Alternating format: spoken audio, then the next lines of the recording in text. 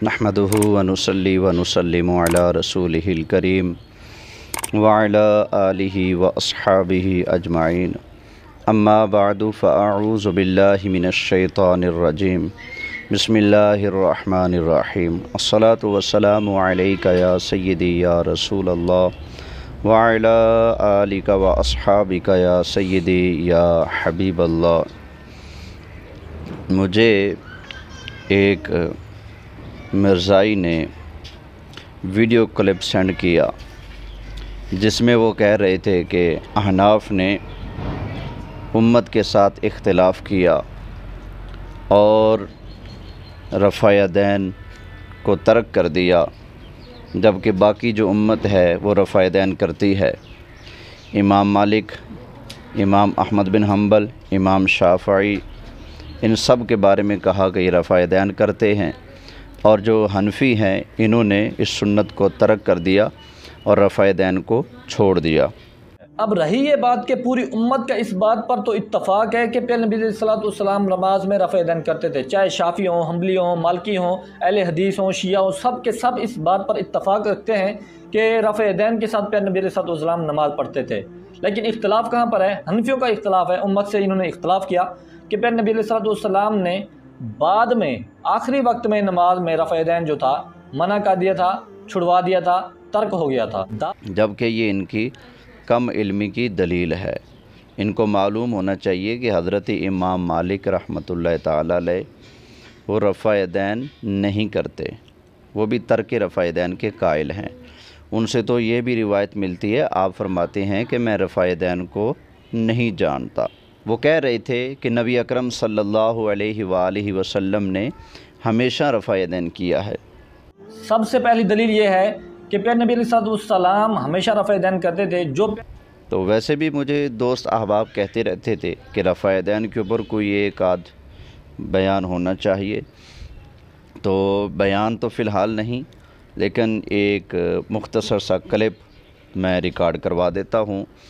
तो मौसूफ़ ने कहा कि रफ़ा यदैन जो है ये हमेशा नबी अकरम सल्लल्लाहु अलैहि वसल्लम ने किया है।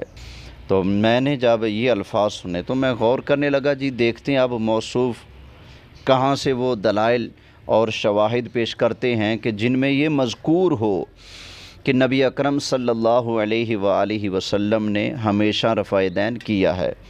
तो उन्होंने सबसे पहले इमाम बैहक़ी की सुननुल कुबरा से एक रिवायत पेश की कि हज़रत सैयदना अबू बकर सिद्दीक़ रदियल्लाहु ताला अन्हो आप रफ़ा यदैन किया करते थे। तो मौसूफ़ ने ये कहा कि देखो इसमें हमेशगी साबित हो रही है, जबकि इस रिवायत के अंदर कोई ऐसा लफ्ज़ मौजूद नहीं है जो कि रफ़ा यदैन की हमेशगी पर दलालत कर सके। पूरी रिवायत पढ़ लें, कहीं भी ऐसा मज़कूर नहीं है कि जिससे ये साबित हो कि नबी अकरम सल्लल्लाहु अलैहि वसल्लम ने हमेशा रुकू आते जाते रफ़ा यदैन किया है। हमेशगी का ज़िक्र बिल्कुल नहीं है। तो फिर उसके बाद उन्होंने बुखारी शरीफ की रिवायत नंबर 803 पेश की, जबकि इसमें सिर्फ़ तकबीरात का ज़िक्र है। हज़रत अबू हुरैरा रदियल्लाहु ताला अन्हो का ज़िक्र है कि आप फरमाते हैं कि मैं रसूलुल्लाह सल्लल्लाहु अलैहि वसल्लम की नमाज को तुम सबसे ज़्यादा जानने वाला हूँ। तो हज़रत अबू हुरैरा रदियल्लाहु ताला अन्हु नमाज़ पढ़ते किस तरह? शुरू में हाथ उठाते। इसमें तो इतना ज़िक्र है हज़रत अबू हुरैरा वाली रिवायत में कि हज़रत अबू हुरैरा नमाज शुरू करते तो तकबीर कहते और हाथ उठाते। उसके बाद जब आप रुकू में जाते तो तकबीर कहते, रुकू से उठते तो तकबीर कहते, सजदा में जाते तो तकबीर कहते, सजदे से उठते तो तकबीर कहते, अगली रकत के लिए खड़े होते तो तकबीर कहते। रफ़ा यदैन का नामो निशान तक मौजूद नहीं है। फिर उन्होंने इमाम बुखारी की जुज़ रफ़उल यदैन से रिवायात पढ़नी शुरू कर दी, और एक रिवायत ये उन्होंने जिसको स्क्रीन पर पेश किया, पढ़ने की ज़रूरत नहीं की। वो हज़रत अता रिवायत करते हैं, अन अता क़ाल सल्लैतु मअ अबी हुरैरता। عطا کہتے ہیں کہ میں نے جناب ابو ہریرہ رضی اللہ تعالی عنہ کے ساتھ نماز پڑھی، فکانہ یرفع یدیہ اذا کبر و اذا رکع، تو حضرت ابو ہریرہ رضی اللہ تعالی عنہ آپ نے رفع دین کیا کب؟ اذا کبر، جب آپ نے تکبیر کہی، و اذا رکع، اور جب آپ نے رکوع کیا، اور پھر آگے بریکٹ میں لکھا ہے و اذا رفع، اور نیچے حاشی میں کہہ دیا کہ دوسرے نسخے میں ایسا موجود ہے، واللہ عالم شاید دوسرے نسخہ میں موجود ہو۔ بہرحال اس سے بھی ان سارے مقامات پر رفع دین ہرگز ثابت نہیں ہوتا جن پر آپ لوگ رفع دین کیا کرتے ہو۔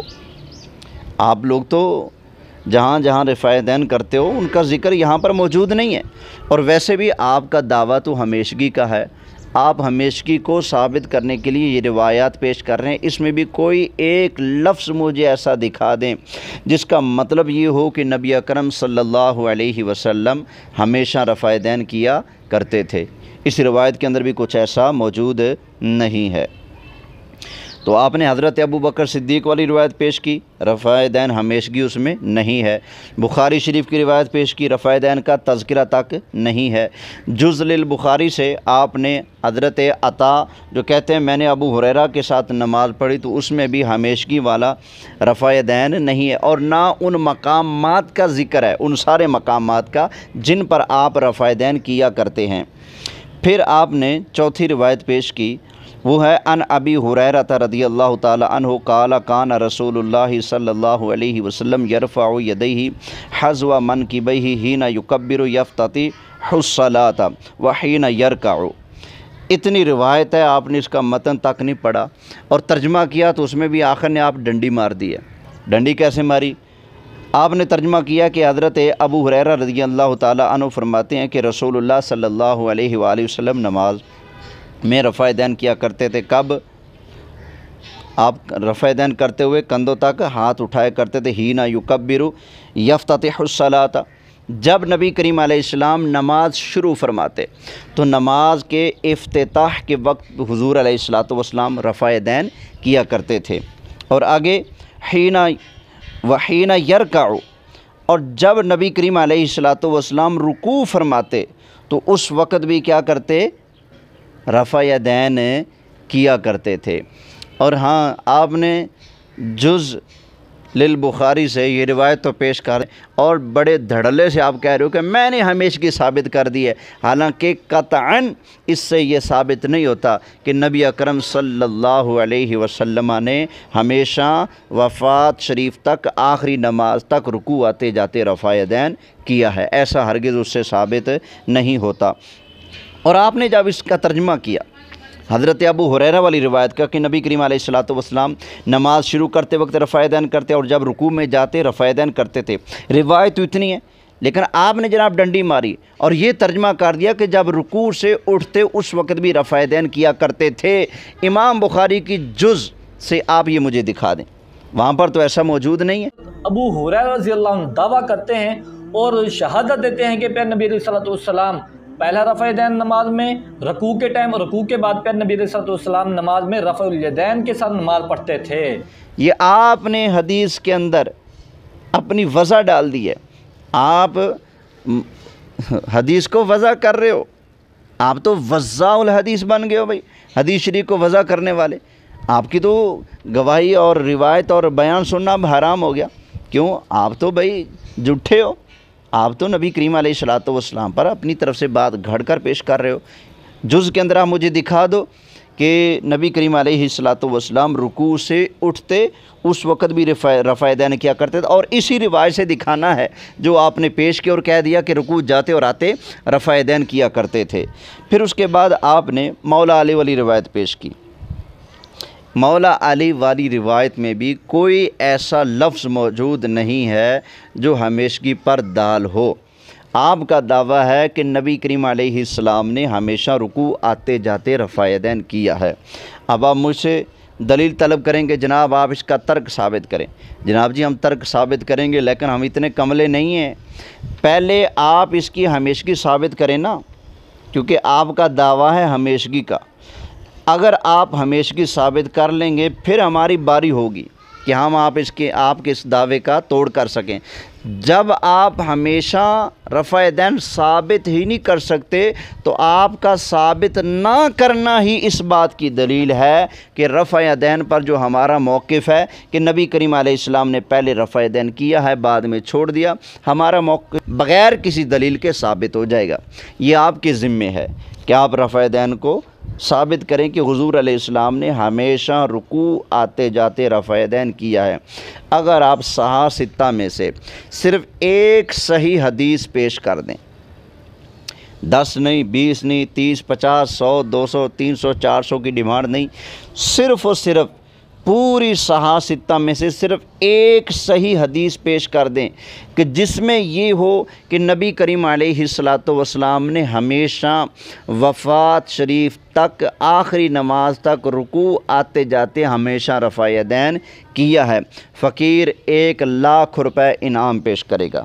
صرف ایک حدیث پیش کر دو جس کا مطلب یہ بنتا ہو کہ نبی کریم علیہ الصلاۃ نے ہمیشہ رکوع آتے جاتے رفع دین کیا ہے۔